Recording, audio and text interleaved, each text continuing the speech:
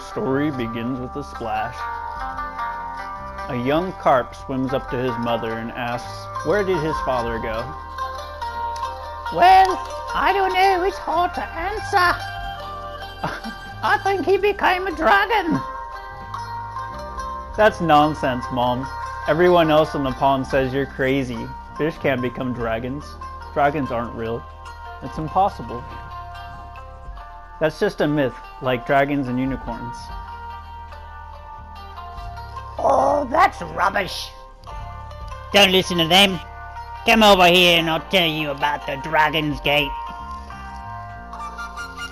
The Dragon's Gate? What's that? Well, that's how you become a dragon, Sonny.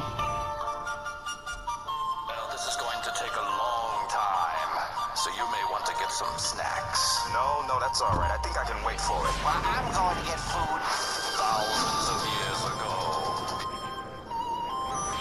In a far, far away land not found on a map called China, there is a beautiful waterfall. The water fell from a very high mountain through a gate which is guarded by dragons, which is where it gets its name. Legend has it that a hero known as Dayu the Great built a very high and very steep dragon gate in order to control the flood. The powerful flow of the water brought many carp down the river. Carp complained to Dayu the Great, who asked his wife, the Jade Emperor's daughter, for help. She went and spoke to her father, the Jade Emperor, on behalf of the carp. The Jade Emperor promised that if any carp could leap over the dragon gate, then they would become mighty dragons.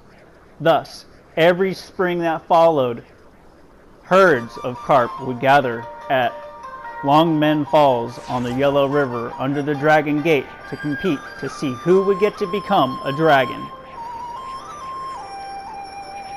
After hearing the story, the carp said to his mother, "Does such a place exist?" And she said, "Yes, it does." The pond we live in leads to a stream in which there are many small waterfalls.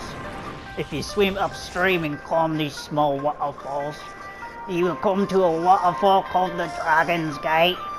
If a carp ever succeeds in climbing the waterfalls, that fish will become a dragon.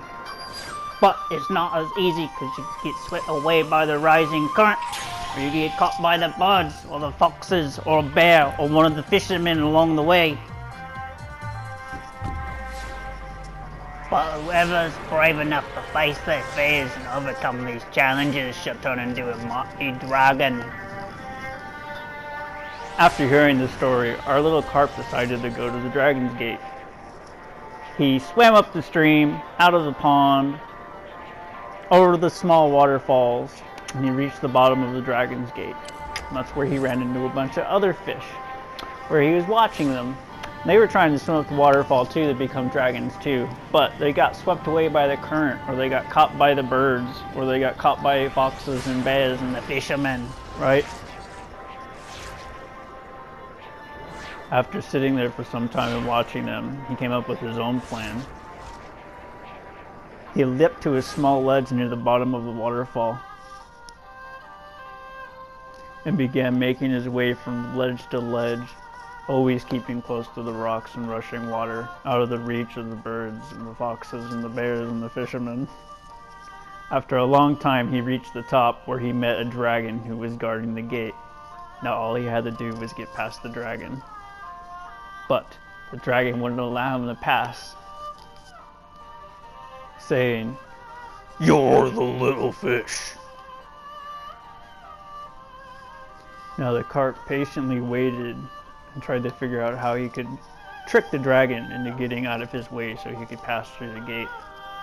So he said to the dragon, "I do not think you're a dragon, you see. Can you prove it to me?" And the dragon said, "How do I do that?" And then he said, "Well, prove it to me that you can fly. Surely if you're a real dragon, you can fly." And you see, this made the dragon very angry as he blew smoke out of his nose and soared up into the sky and began flying. The smart little fish quickly darted through the unguarded dragon's gate and waited. He began to feel himself growing as his fish scales changed into dragon scales. The transformation process is quite dramatic. The moment the cart jumped over the gate, the clouds and rain appeared.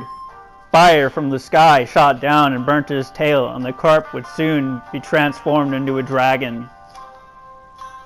Bigger and bigger he became until he transformed from a small carp into a huge dragon. In the meantime, the other dragon came back and realized how he had been tricked.